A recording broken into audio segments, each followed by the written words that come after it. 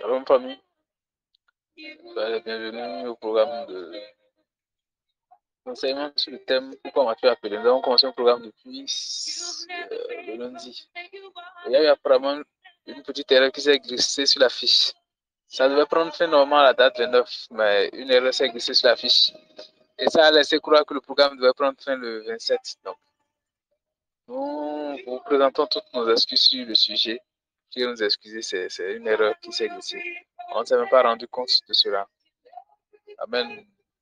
Nous allons continuer aujourd'hui, nous allons continuer aussi demain soir, par la grâce de Dieu. Nous allons continuer le programme demain. Histoire de pouvoir libérer toutes les connaissances qui restaient. Amen. Pour pouvoir, en tout cas, mettre le paquet autant que possible pour faire les dernières mises à jour, pour ne pas laisser en suspens certaines connaissances qu'on devrait vous donner. Amen. Nous avons commencé par parler sur le thème Pourquoi m'as-tu appelé? Cela fait déjà 5 jours. Aujourd'hui, nous sommes au 6e jour. Amen. Nous allons essayer de brosser les quelques parties qui concernent le programme de ce soir et demain également, nous allons voir comment nous allons faire pour laisser les dernières connaissances. Bon, demain, naturellement, était supposé être des séances de questions-réponses. Donc, s'il n'y a pas vraiment de questions-réponses, s'il y a juste un petit programme, un petit enseignement, on va juste faire ça dans le but. On va voir comment ça se passe. Amen. Donc, après, nous allons lever la voix, nous allons dire merci au Seigneur parce que nous avons fait déjà 5 jours passés et le Seigneur était avec nous. Seigneur, permet à ce que ces 5 jours se passent très bien. C'est de sa grâce que tout cela soit arrivé ainsi. C'est une miséricorde venue de la grâce du Seigneur. Nous avons reconnu que le Seigneur était avec nous. Nous avons reconnu qu'il nous a soutenus. Nous avons reconnu qu'il était avec nous. Et il nous a fortifiés pendant tout ce temps jusqu'à maintenant. Ainsi, nous reconnaissons cela. Nous voulons lui dire merci pour tout. Nous nous disons, Seigneur, merci parce que tu as été avec nous. Merci parce que tu nous as soutenus. Merci parce que tu as considéré cet événement d'une valeur capitale pour nous et tu t'es investi afin que cela puisse avoir lieu. Tu nous as donné la grâce de pouvoir participer, de pouvoir citer à toutes ces choses dans les moindres détails, Seigneur. Et nous voulons être reconnaissants. Nous sommes jusqu'à aujourd'hui, au 6e jour, Seigneur Jésus. Et nous voulons remettre chacune des choses dans tes mains. Nous tenons à te dire vraiment merci pour tous les temps passés, pour toutes les connaissances que tu nous as données, pour toutes les instructions que tu nous as données. Nous croyons que tu nous as touchés, Seigneur. Nous croyons que tu as mis quelque chose dans notre cœur. Nous croyons que tu as enlevé également quelque chose qui n'était pas bien et que tu nous as remplis de toi, Seigneur Jésus. Nous croyons que tu nous as prédisposés, Seigneur Jésus, pour les nouvelles dimensions. Nous croyons que tu nous as prédisposés, Seigneur, pour connaître l'appel que tu as donné sur nos vies et pour l'accomplir pleinement, Seigneur. Nous croyons que tu as un objectif, celle de faire de nous, Seigneur Jésus, des personnes que tu as réellement programmées pour faire quelque chose, Seigneur. Et ces personnes ne vont pas rater cet appel que tu as prévu pour eux. Nous te disons merci de tout notre cœur, Seigneur Jésus. Nous voulons vraiment être reconnaissants pour ce programme, Seigneur. Nous voulons t'honorer de tout notre cœur, Seigneur. Nous voulons te magnifier de tout notre cœur. Nous voulons te célébrer de tout notre cœur, Seigneur Jésus-Christ. Merci, Seigneur, pour cette valeur que tu nous as accordée à tes yeux, Seigneur. Merci pour le privilège que nous recevons chaque jour. Merci pour la grâce que nous recevons chaque jour, Seigneur. Merci pour la miséricorde que tu nous fais chaque jour, Seigneur. Reçois toute la gloire, reçois toute l'adoration, reçois toute la majesté, Seigneur. Béni soit ton nom dès à présent pour toujours. Père, nous voulons encore remettre le programme d'aujourd'hui dans tes mains. Nous voulons que tu sois conduit par toi, Seigneur. Nous ne voulons pas faire comme nous pensons, nous ne voulons pas faire comme nous désirons. Mais nous voulons faire tel que toi tu le désires, tel que tu l'as programmé, tel que tu l'as prévu, Seigneur. Nous voulons que cela soit ainsi, Seigneur. Nous prions vraiment que tu nous assistes dans ce programme. Nous prions vraiment que tu sois avec nous, Seigneur. Nous avons besoin de ton aide, Seigneur. Merci de nous aider, Saint-Esprit, de tout notre cœur. Nous te supplions, Seigneur Jésus. Viens à notre aide et conduis nos pas, Seigneur Jésus, parce que toi seul es Dieu, toi seul seras Dieu pour toujours, Seigneur. Merci parce que tu le fais. Merci parce que tu le feras encore davantage, Seigneur. Sois béni, sois élevé, sois exalté dès à présent pour toujours, Seigneur. Tes paroles sont oui et amen, Seigneur. Permets qu'elles soient ainsi dans notre vie aujourd'hui, Seigneur. Merci, Jésus. Au nom de Jésus, nous avons prié. Amen. Merci à tous pour la participation. Que le Seigneur bénisse abondamment. Nous avons commencé un thème depuis quelques jours. Pourquoi m'as-tu appelé? Nous avons vu beaucoup de choses. Nous avons vu beaucoup de choses, notamment l'appel. Qu'est-ce que c'est que l'appel? Comment est-ce que l'appel se passe? Comment découvrir l'appel? Comment l'accomplir? Amen. Nous avons parlé des éléments, quelques éléments essentiels constituants de l'appel qui est le où, le quand, le comment, le avec qui. Nous avons parlé de tout ça aussi. Nous avons vu les dons dans l'appel. Nous avons vu l'importance des dons et des talents dans l'appel. Nous avons vu l'importance de se faire conduire. Bon, pas se faire conduire par quelqu'un, mais l'importance de servir quelqu'un. Nous avons vu que Dieu, la plupart du temps et pour le plus souvent, vous dit à partir du quand vous êtes au service de quelqu'un, il ne vous prend pas brut, mais il s'assure de vous faire une formation. Et cette formation peut être faite sur quelqu'un. Amen. Nous avons dit que vous aurez besoin de servir quelqu'un. Nous avons également dit par rapport aux dons, aux talents, que vous aurez besoin d'étudier vos dons. d'étudier vos talents, de voir en quoi est-ce que vous êtes bon. Et de l'exercice, c'est ça qui va vous faire rentrer dans la classe des rois. Ça veut dire que si tu vois quelqu'un qui est habile dans son ouvrage, il se tiendra là, à la portée des rois, il sera dans les rois. Amen. Donc si vous n'exercez pas, si vous n'êtes pas bon, si vous êtes médiocre, vous n'aurez pas la chance de vous tenir en présence des rois. Même quand ce sera l'appel, les dons vont vous disqualifier parce que les rois ne veulent pas des personnes médiocres, ils veulent des personnes qui sont bonnes. Alors, lorsque vous travaillez, vous êtes bon, vous vous disposez et vous attendez l'opportunité. Lorsque l'opportunité se présente, Dieu vous fait passer par cela. Joseph a exercé cette don d'interprétation de langue. Voilà pourquoi il a fait avec ceux qui étaient dans la prison. Et remarquez, lorsque Joseph veut interpréter les dons, il ne dit pas je vais retourner, je vais aller prier. Il dit voici ce que ça veut dire. Autrement dit, c'est comme s'il anticipait sur les événements. Il avait cette attitude-là, cette aptitude de comprendre au moment où il entend les rêves. Il n'avait pas besoin de dire, bon, attends, je vais prier, Seigneur. Non, il n'était pas, on aurait, bon, je ne vais pas faire une qualification ou bien faire une comparaison, non.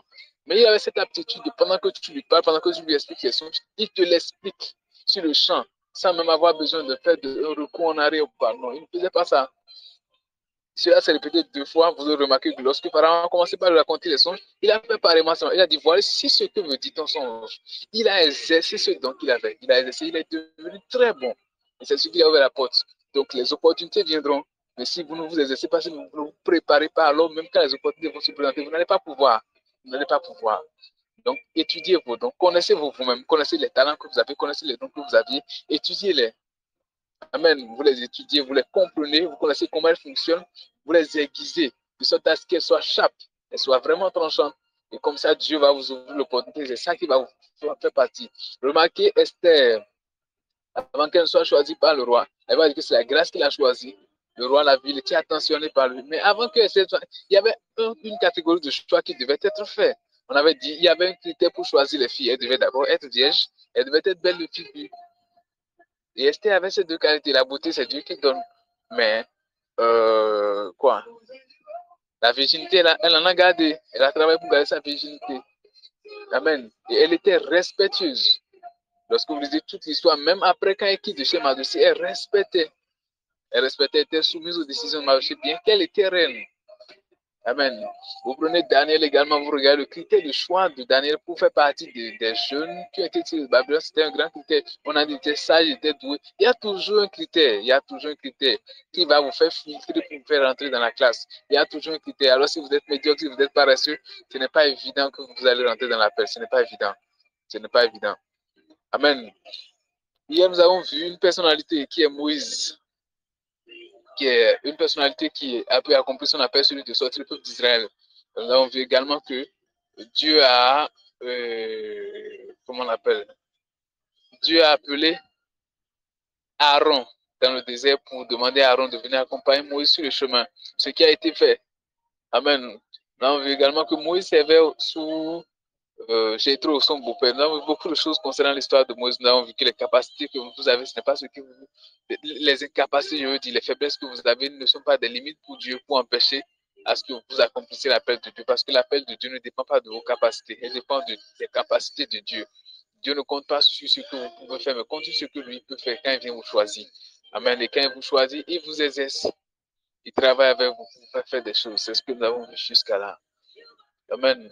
Donc ce soir, nous allons voir le cas de Jésus. Nous allons voir le cas de Jésus rapidement en quelques temps. Nous allons voir le cas de Jésus. Comment son appel s'est passé, tout ça. Maintenant, en premier, le verset que nous allons lire ce soir, nous allons commencer par le livre de Psaume 40.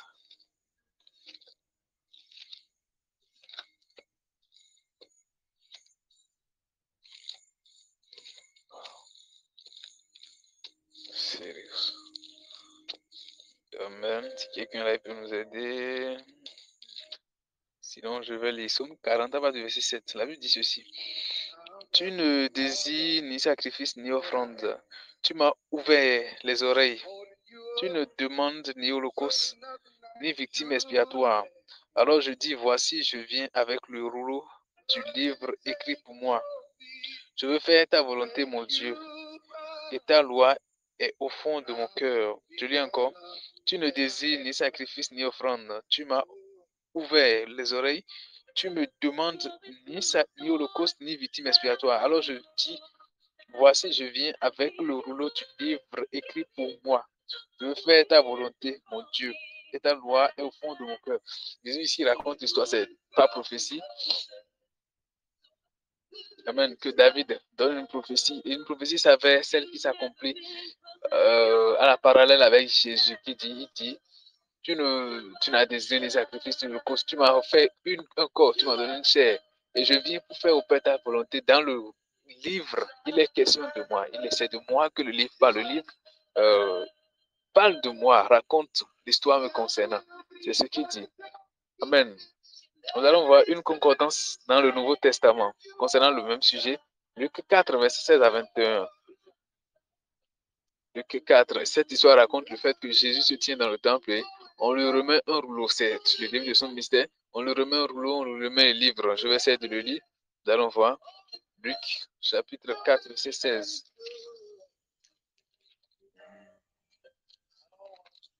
Amen. Je suis avec le chapitre 4. Verset 16 dit ceci. Il se rendit. Il se rendit à Nazareth, où il avait été élevé.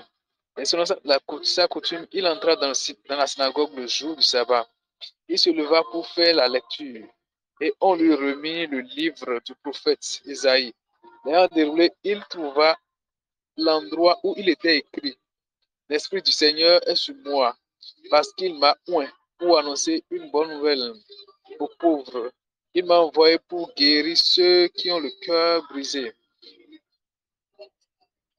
Oui, pour proclamer aux captifs la délivrance et aux aveugles le recouvrement de la vue, pour renvoyer libres les opprimés, pour publier une année de grâce du Seigneur.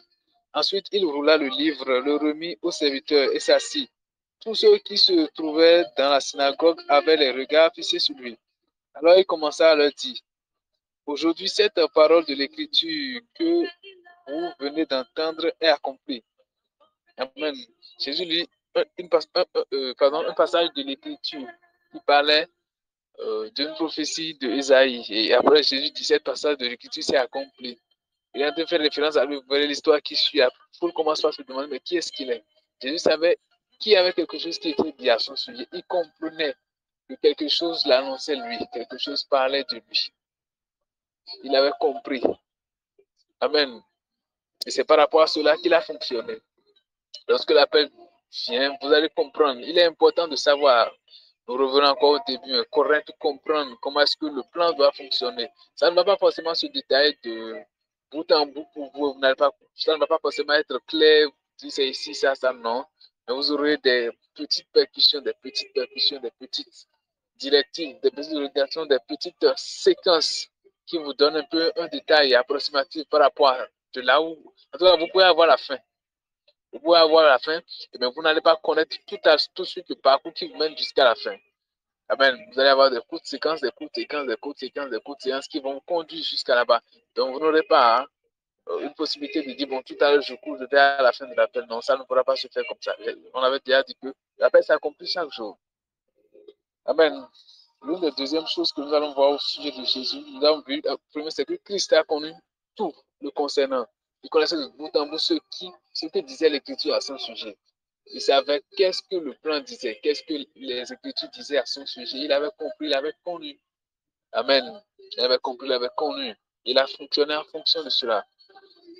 Amen. La seconde partie de l'Écriture que nous prenons aujourd'hui, c'est Luc 2, verset 41 à 49. Luc 2, 41 à 49.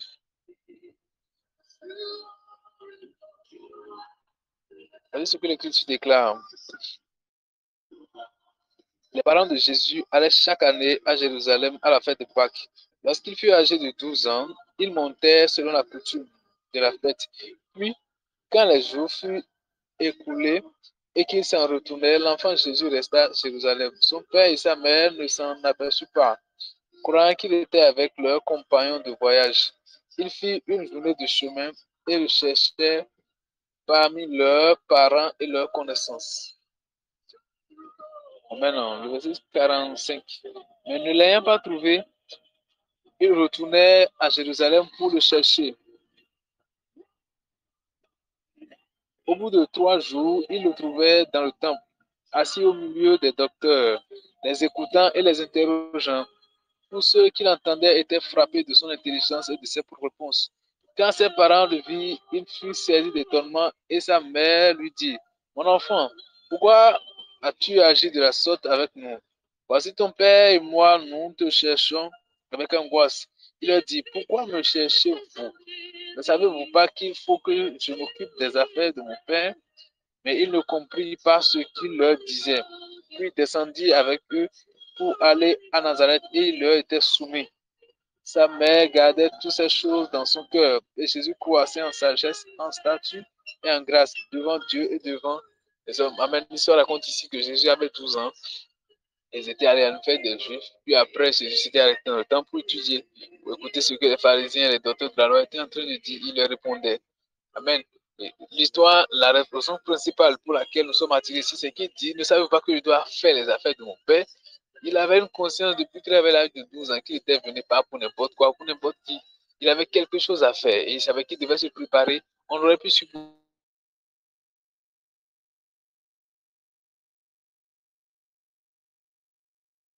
qu'il est en train de se préparer par ces petits carnavals, par ces petits moyens qu'il utilisait. Bien qu'il n'était pas encore si âgé, il écoutait les docteurs. Il n'était pas forcément la toute première fois que Jésus faisait. Amen. Il avait l'habitude tellement d'écouter les docteurs de la loi, les pharisiens et autres.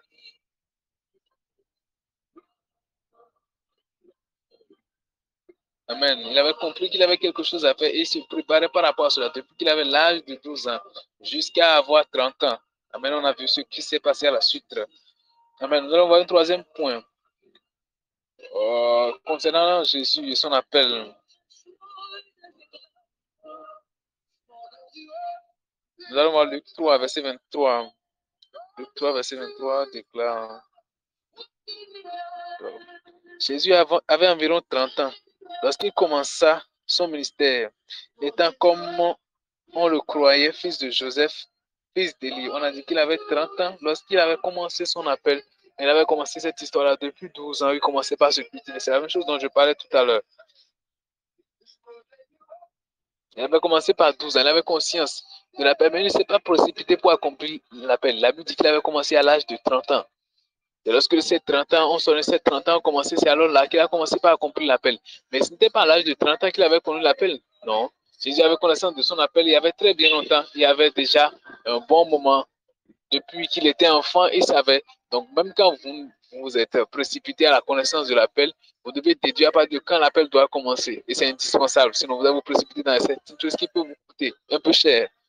Amen. Vous précipitez dans certaines choses qui ne sont pas justes. Ce n'est pas parce que je sais que c'est ceci. Jésus, bien qu'il ait commencé à parler de 30 ans, ne s'est pas précipité encore dans l'appel. C'est un exemple.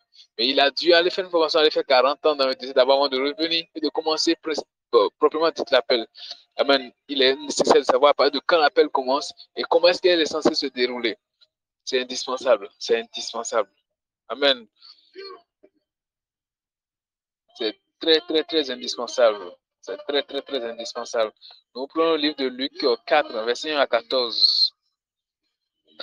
Et je veux dire ici que la préparation est indispensable. La préparation est indispensable. Ce n'est pas la préparation que nous sommes mieux à faire, mais nous sommes mieux préparés. On en a parlé de loin l'âge depuis la semaine. Nous allons lire le livre de Luc 4, verset 1 à 14. Amen. Luc 4, verset 1 à 14. Voici ce que déclare l'Écriture. Jésus rempli du Saint-Esprit revient du Jourdain. La Bible dit qu'il est rempli du Saint-Esprit et il revient du Jourdain. Et ensuite, il dit, il fut conduit par l'Esprit dans le désert. C'est l'Esprit qui vous conduit dans la formation. C'est lui qui vous dirige dans les différents lieux, dans les choses que vous deviez faire. C'est l'Esprit de Dieu qui vous conduit. C'est lui qui vous enseigne et qui vous fait passer par toutes les parcours possibles, toutes les directives possibles, toutes les orientations, toutes les instructions qui sont nécessaires. C'est lui qui le fait. La Bible dit, un peu le Saint-Esprit revient du Jourdain et il fut conduit par le Saint-Esprit dans le désert où il fut tenté par le diable pendant 40 jours. Amen. Le Saint-Esprit savait qu'il allait être tenté par le diable. Le Saint-Esprit sait que vous allez être tenté. Amen. La tentation, Dieu ne permet pas la tentation afin que vous surmontez. La tentation est venue, vient toujours comme une formation. La tentation vient pour sonder vos cœurs, pour juger vos cœurs, pour jauger vos cœurs, pour voir si vos cœurs étaient de bon état avec Dieu. C'est ce que la tentation la plupart des temps fait. Pardon. Amen. Donc la tentation ne vient pas pour détruire, non, la tentation vient pour préparer votre cœur afin que lorsque quelque chose de pire que ça va venir, vous ne tombez pas. Amen. Alors l'Esprit de Dieu le conduit dans le désert. Après qu'il soit rempli du Saint-Esprit, l'Esprit de Dieu le conduit dans le désert pour être tenté. Amen. Il ne mangea rien durant ces jours-là. Et après qu'il fut écoulé, il eut faim. Le diable lui dit, si tu es un fils de Dieu, ordonne à cette pierre qu'elle devienne du pain. Jésus lui répondit, il est écrit, l'homme ne vivra pas de pain seulement. Le diable l'ayant élevé, lui montra, donc il a tenté par rapport à ce qu'il avait.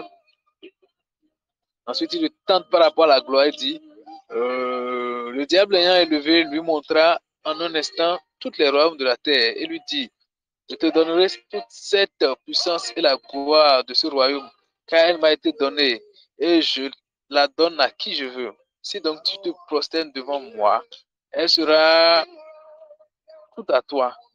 Jésus lui répondit, il est écrit, tu adoreras le Seigneur ton Dieu, et tu le serviras lui seul. Le diable le conduisit encore à Jérusalem, le plaça sur le haut du temple et lui dit, si tu es fils de Dieu, jette-toi d'ici en bas, car il est écrit, il donnera des ordres à ses anges à ton sujet, afin qu'ils te gardent et ils te porteront sur les mains, de peur que ton pied ne heurte contre une pierre. Jésus lui répondit, il est dit, tu ne tenteras point le Seigneur ton Dieu. Après l'avoir tenté de toutes ses manières, le diable s'éloigna de lui jusqu'à un moment favorable. Verset 14 dit, Jésus, revêtu de la puissance de l'Esprit, retourna en Galilée et sa renommée se répandit dans tout le pays des alentours. Amen. C'est la période de formation qu'il a suivi. Il a suivi pendant 40 jours. D'autres versions disent que chaque jour, pratiquement, il était tenté. Chaque jour, il était exposé à la tentation.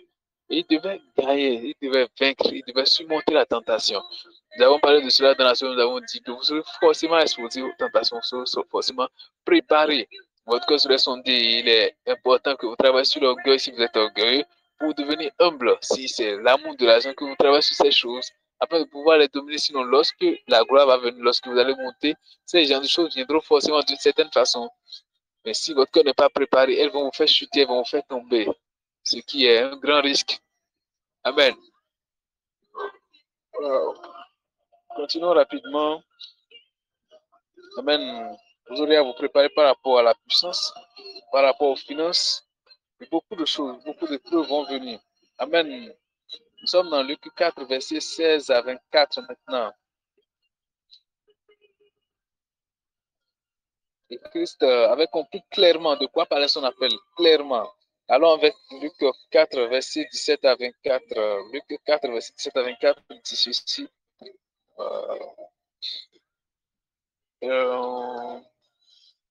C'est ce que je viens de lire. D'ailleurs, on lui remet le livre de le livre du prophète Isaïe. Et il raconte exactement ce qui est écrit dans le livre et dit cette parole de l'écriture s'accomplit aujourd'hui.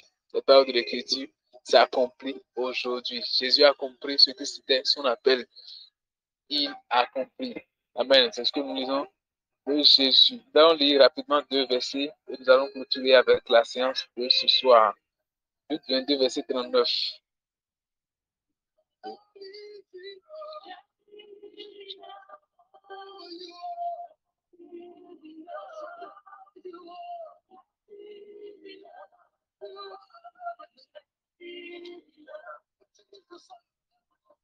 Nous sommes avec Luc 22. Luc 22, verset 39 à 46. Voici ce que dit la parole. Après être sorti, il alla selon sa coutume à la montagne des Oliviers. Ses disciples suivirent. Lorsqu'il fut arrivé dans ce lieu, il leur dit, priez afin que vous ne tombiez pas dans la tentation. Puis il s'éloigna d'eux, à la distance d'environ un jet de pierre. Et s'étant mis à genoux, il pria, disant, Père, si tu voulais éloigner de moi cette coupe, toutefois que ma volonté ne se fasse pas, mais la tienne. Alors un ange lui est apparu du ciel pour le fortifier. Étant en agonie, il priait plus instantanément, et sa sueur devient comme des grumeaux de sang qui tombaient à terre. Après avoir prié, il se leva et vint les disciples qu'il trouva endormis de tristesse. Et il leur dit, pourquoi dormez-vous? Levez-vous et priez afin que vous ne tombiez pas en tentation. Comme il parlait encore, voici une foule arriva, et celui qui s'appelait Judas, l'un des 12, marchait devant eux. Il s'approchait de lui pour le baiser. Amen. Ça raconte ici les derniers moments que le Seigneur Jésus a vécu avant d'aller à la croix. Amen. La Bible dit qu'il a passé du temps à prier. Il a passé du temps à prier avant d'être pris par le piège. Amen. Il a passé du temps. Il savait que l'heure était arrivée pour que la mission principale pour laquelle il était né depuis depuis il y a 33 ans, c'était l'heure pour qu'il l'accomplisse. Et même lorsque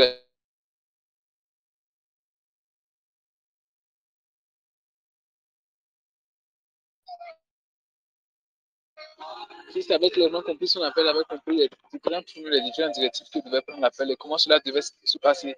Il avait compris chacune d'elles. Et lorsque chaque moment arrivait, il savait.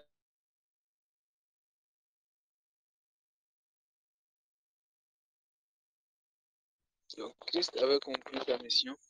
En premier, nous avons vu qu'il il savait ce qui était écrit à son sujet au travers du livre de Psaume 40. Il le savait. En dehors de ce qui était écrit à son sujet dans le livre de Psaume 40, il savait ce qu'Isaïe avait dit à son sujet. Amen. Et il avait déclaré cela dans le temple. Ensuite, nous avons vu que Jésus avait fait une formation avec le Saint-Esprit. Il devait être exposé aux tentations pendant 40 jours avant de commencer son ministère. Nous avons vu également qu'il était conscient de son ministère depuis qu'il était enfant, depuis qu'il avait l'âge de 12 ans. Nous avons remarqué cela et c'est ce qu'il a prouvé lorsque, à l'âge de 12 ans, il était dans le temple, il était en train d'écouter les pharisiens et les sadducéens, il était en train d'écouter ce que chacun d'eux disait. Jusqu'à ce que ses parents ne viennent dire, ne savent pas que je dois m'occuper des affaires de mon père. Donc, Jésus disait littéralement que ce que je suis en train de faire à cette heure-ci-là, ce sont les affaires de mon père, alors qu'il avait l'âge de 12 ans. Amen. Donc, il savait que c'est à 30 ans qu'il devait commencer l'appel parce que c'est à 30 ans qu'il commence son ministère. À 30 ans qu'il se fait baptiser, c'est à 30 ans qu'il va faire le temps de période dans le jeûne pour être tenté par le diable. C'est après cela qu'il revient et commence son ministère. Amen. Nous venons de voir également dans Luc 22, verset 39 à 46, que Jésus avait compris que l'heure pour laquelle il était né depuis des années a sonné. C'est la mission accomplie à la croix. Amen. C'est ce qu'il a fait. Il a enduré beaucoup de choses dans cette nuit-là. La nuit a été vraiment une nuit facile. Il a vraiment passé du temps parce que c'était douloureux, c'était difficile, c'était compliqué. C'était compliqué. Amen. Nous avons la dernière partie de sa mission qu'il a accomplie et il a fini avec. L'histoire, c'est dans Luc 23, le verset 24 à 47. Luc 23, c'est avec ça que nous allons clôturer ce soir. Luc 23, verset 24 à 47. Amen. Je lis au nom de Jésus.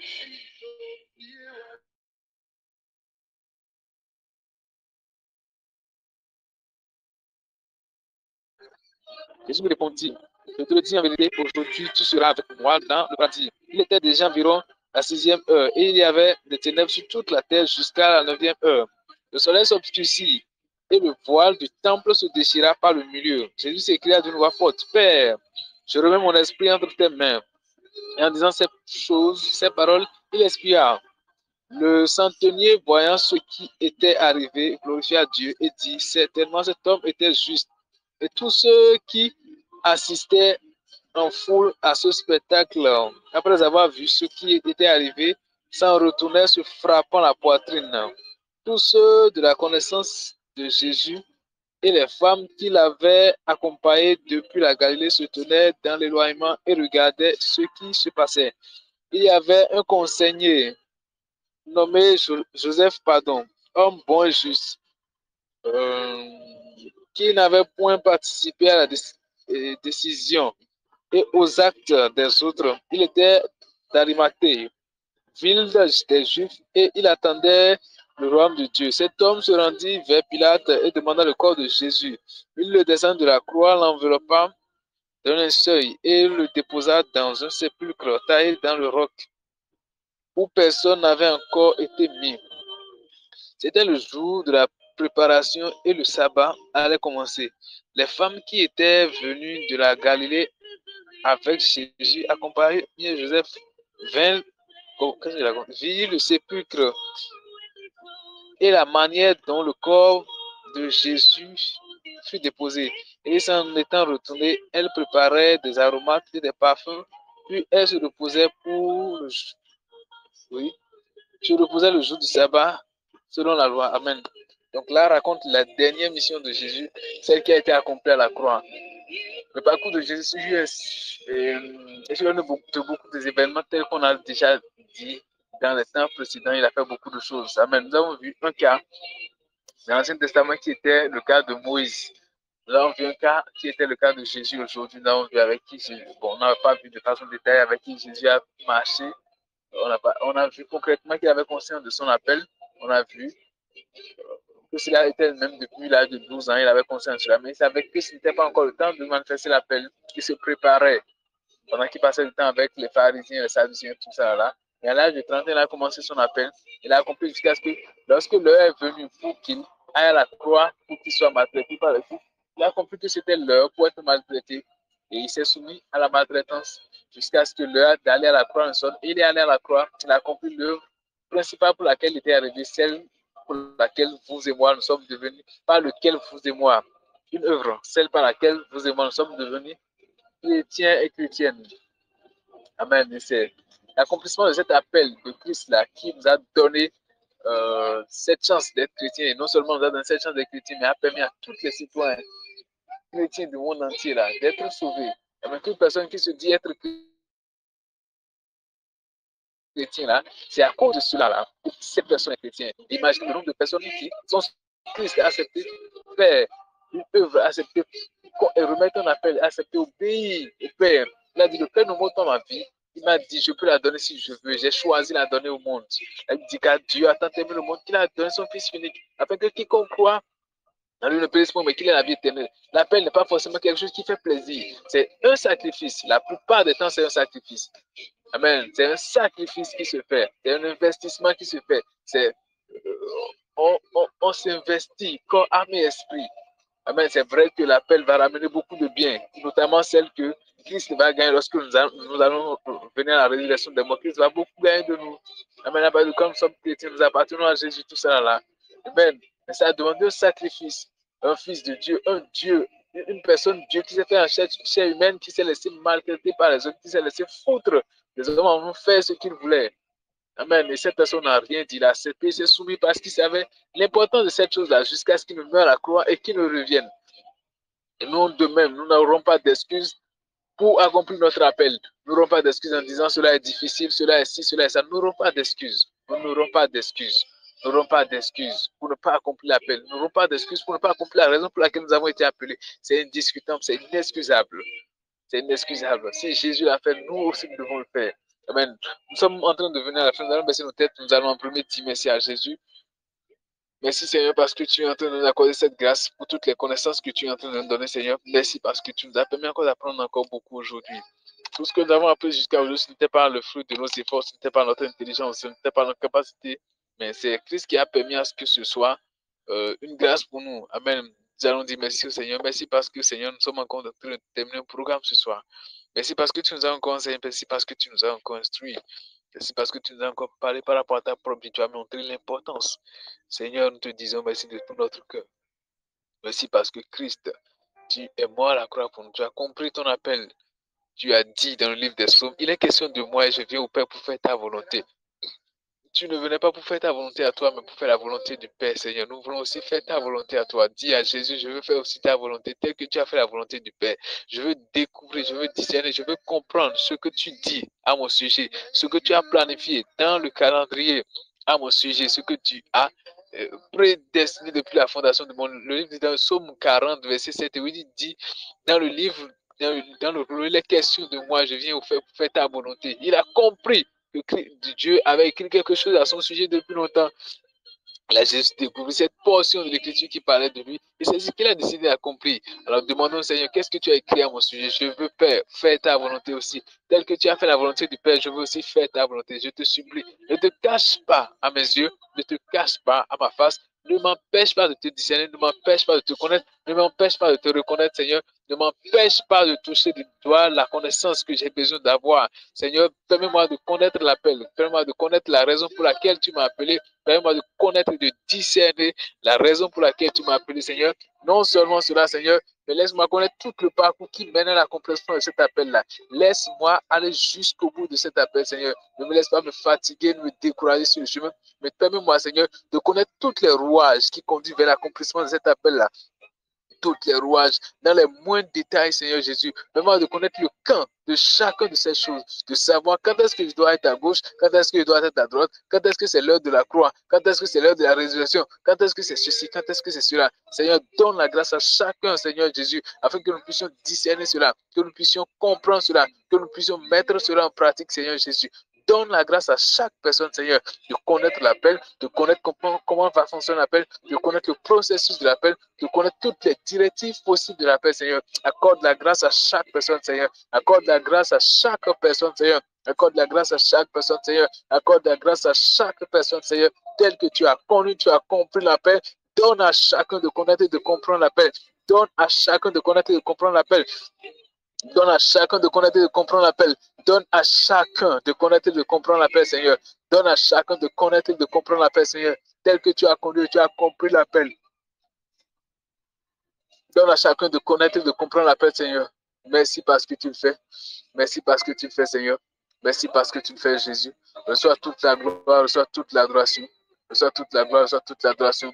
Reçois toute la gloire, reçois toute l'adoration. Merci, Seigneur Jésus. Merci, Seigneur Jésus. Merci, Seigneur Jésus. Nous sommes en train d'arriver à la fin du programme de ce soir. Nous vous disons merci à vous tous qui avez rejoint le programme. Que le Seigneur vous bénisse abondamment. Nous avons vu beaucoup de choses, notamment hier, de Moïse. Nous avons vu beaucoup de choses dans les jours précédents, les précédents. Nous avons vu beaucoup de choses. C'est beaucoup de choses, beaucoup de choses. On ne finira jamais d'en parler. Amen. On ne finira jamais d'en parler. Je ne sais pas si demain le programme va tenir. Je ne sais pas. Sur l'affiche, c'était écrit la date 27 ans, c'était pas rendu compte. C'était devait aller jusqu'au 29. Donc, c'était marqué le 27. Moi-même, je n'avais même pas remarqué que c'était marqué comme ça. Je n'avais pas remarqué. Je n'avais pas remarqué. C'est ce soir que quelqu'un me l'a notifié. Plusieurs personnes essaient de me le notifier dans la journée, mais ça m'a échappé. Ça m'a échappé. C'est ce soir, quand j'ai lancé l'appel, que j'ai remarqué après que c'était mis la date 27. Bon, comme le programme était déjà fait, je ne voulais pas annuler le programme sur base de ce que personne n'était informé. J'avais voulu quand même faire et l'enregistrer et le laisser dans le groupe comme ça, plus tard d'autres personnes allaient pouvoir le suivre. Et on allait finir. Normalement, demain, on devait être là. Bon, pour terminer avec une dernière personnalité concernant l'appel, comment elle a fait son parcours, l'histoire, raconter de bonnes choses sur cette personne-là. C'est ce que j'avais voulu. Bon, si vous avez des questions et autres concernant les appels, vous les envoyez au numéro de 99 15 98 72, plus 229 99 15 98 72. Et on va voir comment on pourra répondre à ça. Le Seigneur va nous aider. Et nous allons très bien finir. Amen. Je vais demander au frère Gilas de nous faire la prière de clôture pour ce soir.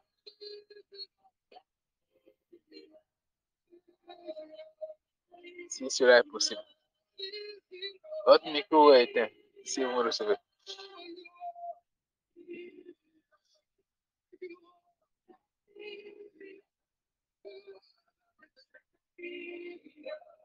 Frère Gilas, vous me recevez, est-ce que vous pouvez me faire la prière de clôture? Votre micro est éteint. Cliquez juste sur le micro et ça va s'allumer.